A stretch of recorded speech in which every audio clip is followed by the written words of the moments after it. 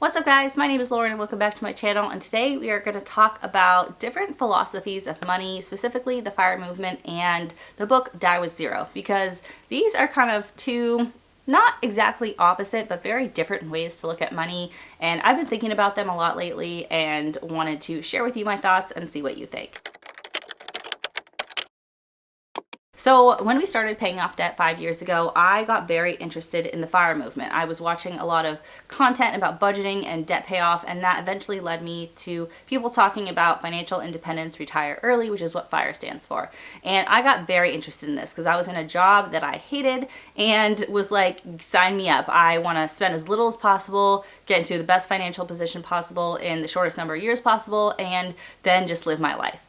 And as life happened, as my kids got older, I had one kid at the time, I had another one, I realized that that lifestyle was not going to work for us. I feel like the FIRE movement is really effective if you're an extremely high income earner and or you don't have children. So if you discover it in your 20s or even 30s and you're not planning on having kids, or you are going to have kids later in life, like, it works out well. But once the cost of kids kicks in and the time required to raise your kids becomes a reality, the extra amount of time you have and energy to make extra money and throw it all to investing for an early retirement kind of dissolves. Like, it just becomes less realistic when you're in the thick of it with young kids. And also, I came to realize over time that I really want to enjoy my children's childhood. And if I spend the next 15 years saving and investing as much as possible so I can chill the rest of my life, by that time my kids will be teenagers and probably won't even want to hang out with me. So like, what's the point of all of that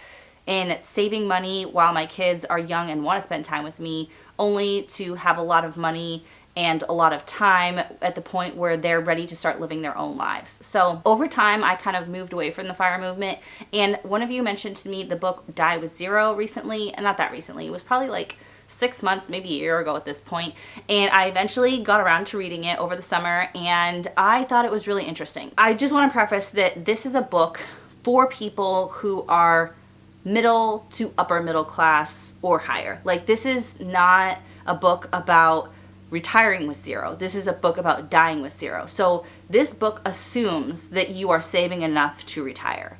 And that is not an assumption that most people can make. That's not even an assumption that I can really make. I mean, my husband and I have a good amount invested, and so by the time we retire, if we didn't invest another single dollar, we would be millionaires, if not multimillionaires, because of compound interest and how money grows over time. However, what $1 million will be worth in 20 or 30 years is not what it's worth today, and our retirement goals are bigger than that, just to feel comfortable in covering all of our costs, including what medical expenses might be at that point. So we, in my view, are behind on investing for retirement, and so getting to contemplate this idea of pulling back on investing and spending more money throughout your life, including during your retirement, are luxuries that are not guaranteed for us at this point. So while I think there's lots of great ideas in this book, and it did change my perspective on money and investing in retirement a lot, I think there's also something that I need to keep in mind is that we're not at that point yet. We're not at that point that we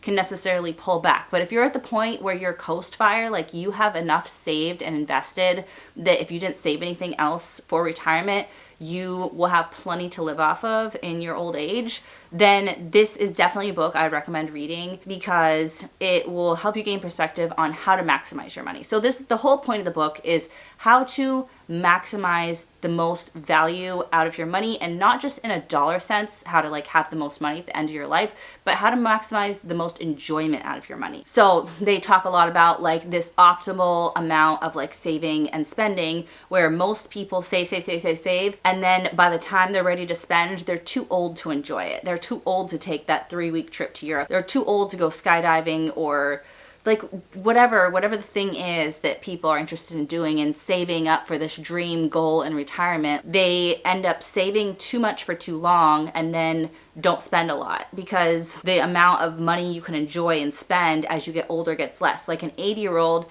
is going to have a really hard time spending a lot of money each year unless they're just giving it away, but they're going to have a hard time spending a lot of money on themselves, on doing activities and things, because at that point, like, your energy is lower, your health is lower. So one of the main concepts of the book is to help people understand that to maximize your enjoyment of your money in your life, because you can't take it with you, is to spend more sooner and not plan to have so much at the end of your life. And part of the planning to have so much money at the end of your life is to be generous to people that you love or organizations that you love when you die. And what I mean by this is leaving money to kids, or leaving money to charity, or leaving money to whoever you would plan to leave your money to when you pass away. And what the author argues in this book is that the way you can be the most thoughtful and generous to the people or organizations that you love is to give them money while you're still alive. Because waiting until the end of your life is not a very thoughtful way to do it, because it's leaving a lot to the unknown. How long you'll live, how much money you'll have when you die, and if those people will even be alive and need money at that point.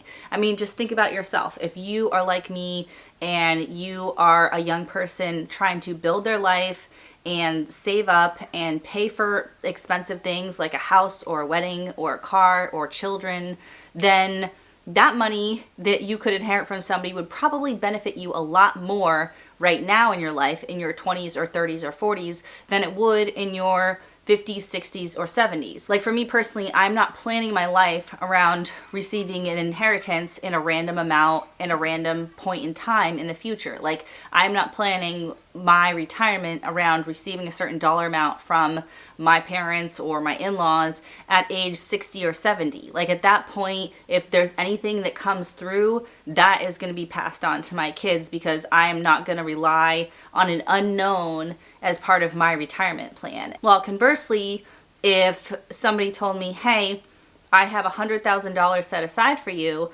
and I'm going to give you that at age 40, then that money could be planned for and used in a thoughtful way during my lifetime and help me out a lot more, because at 60 or 70 or whatever age I'll be when I may or may not receive an inheritance, that money will not be super useful to me at that time, because I'll have planned my whole life on not receiving that money. And so that made me really think about my own plan for my own kids and what is the most thoughtful way to help them out and to leave them something. And part of the idea of Die with Zero is you give away money during your lifetime and you don't plan on leaving much of an inheritance for anyone, because you're planning to try to maximize your money, maximize your generosity during lifetime, and die with zero. Now, of course, a lot of people hoard money because the fear is that you're going to end up with zero before you die.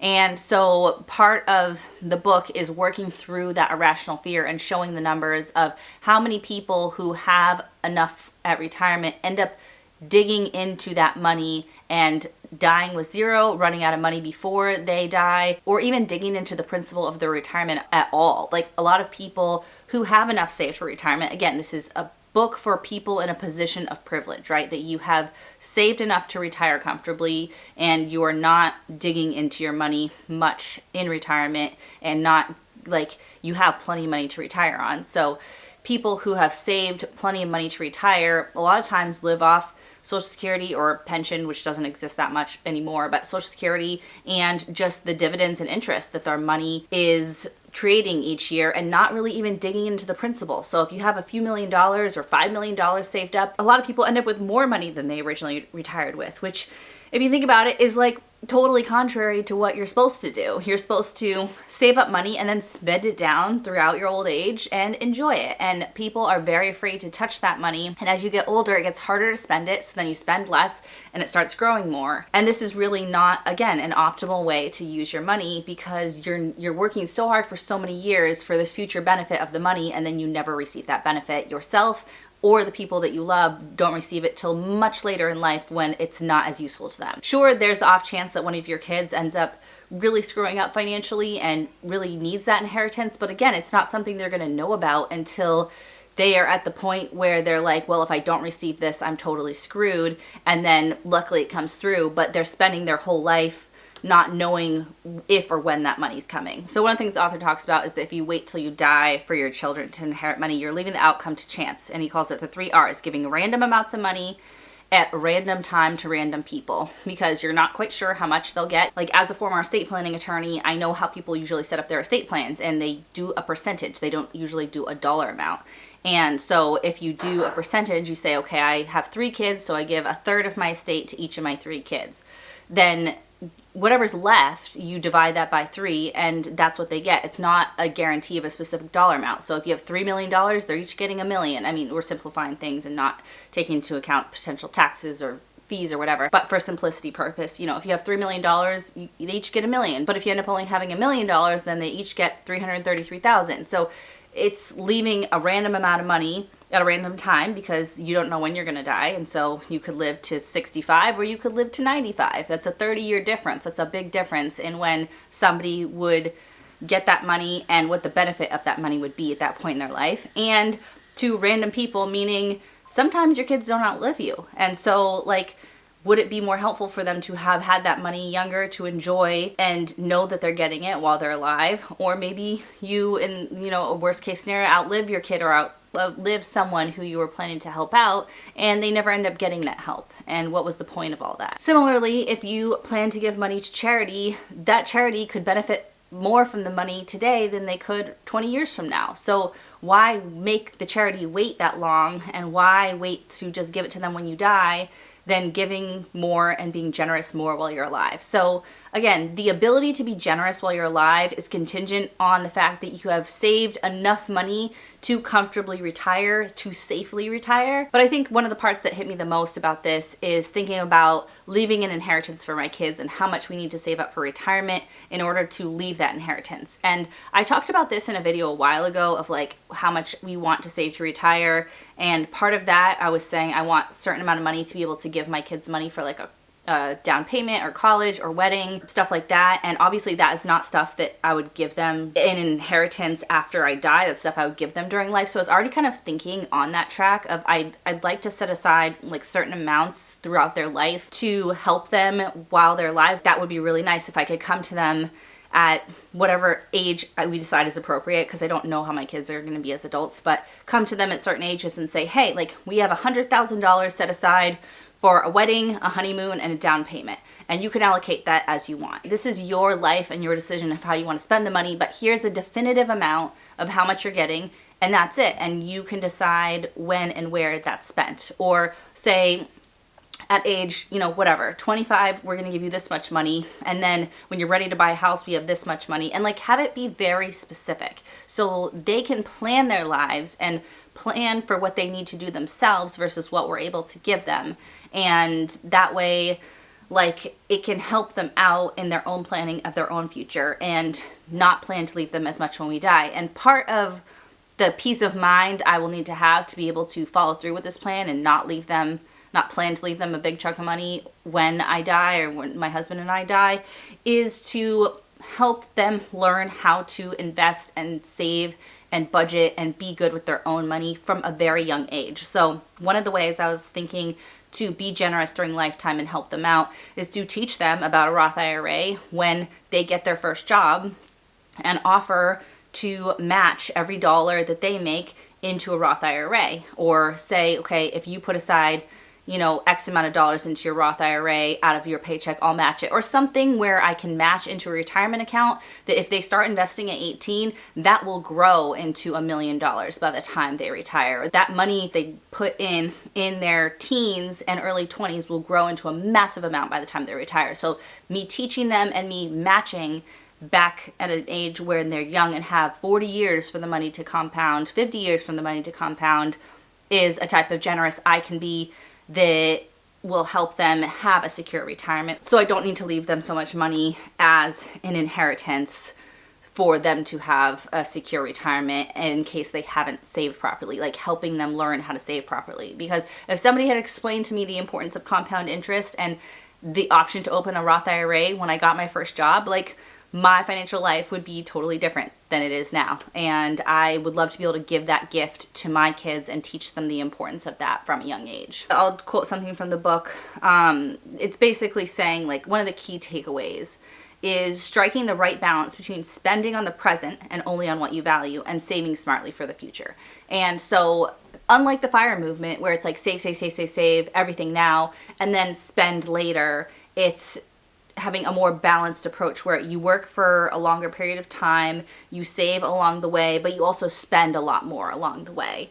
And I feel like that's more realistic for how most people live. Most people can't save enough to retire early, and also like would give up so much to be able to get there, to be in their 50s or older, be able to retire like 5 years early, 10 years early. Most people can't retire at 30. Like, that's just not realistic for most people. And I don't know that that's what we want. I mean, a lot of people enjoy their job to an extent, and they enjoy having a routine and a purpose outside of just like being a parent or being just like having their hobbies and things. I've listened to a lot of the guys who retired early. The Mad Scientist is one of them, and then also who's the guy that like everybody thinks of for the FIRE movement? I can't remember his name right now, but I've heard them talk after like post-retirement, and they basically said, one, they wish they had like slowed down a little bit and like, not push themselves so hard to get there so quickly, because like, what was the rush? And two, they've continued working in many capacities in making money post early retirement because they realize they enjoy it. And three, the Mad Scientist in particular said like he has a little bit of trouble getting motivated to do things, try new things, go new places, because he has the luxury of not needing to do it for financial reasons, and needing to have a job or needing to do things for financial reasons kind of pushes you out into the world to do things and push yourself. And sometimes he has trouble being motivated.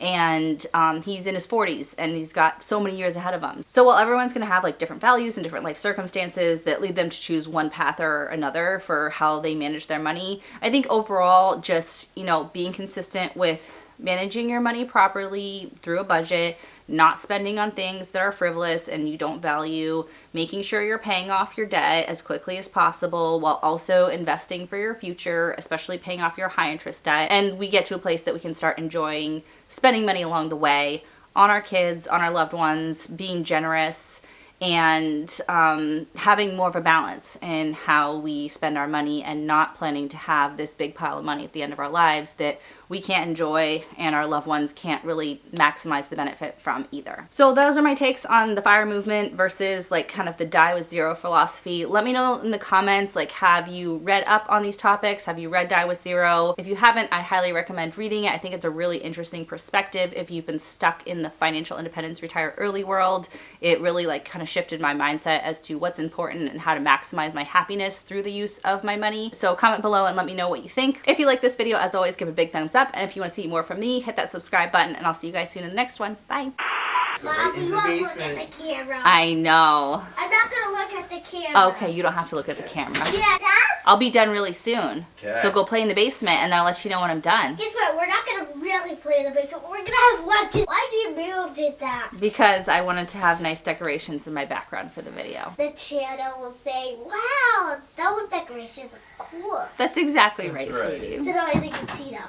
Yes. Yeah.